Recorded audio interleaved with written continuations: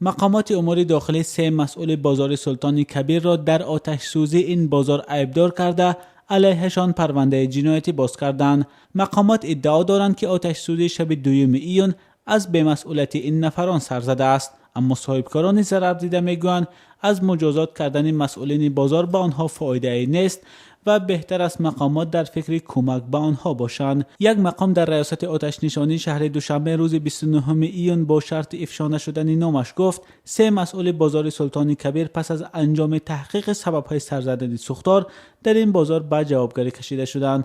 به قبل منبع علیه این سه نفر با ماده 256 کدکس جنایی یا از بی احتیاطی نیست و نابود یا ویران کردن مال و ملک پرونده باز شده است.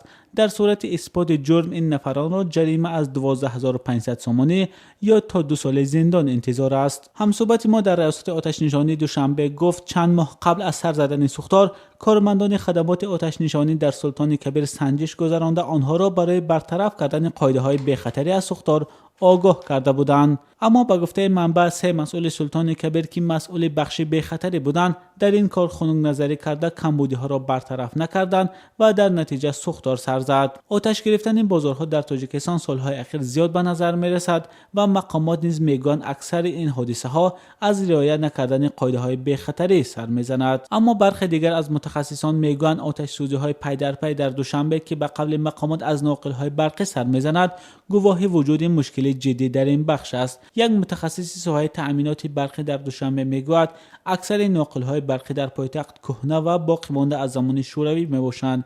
محض به این خاطر به قبل این همصحبتی ما مشکل کوچک نیز در ناقل ها به حادثه های ناخوش میرساند.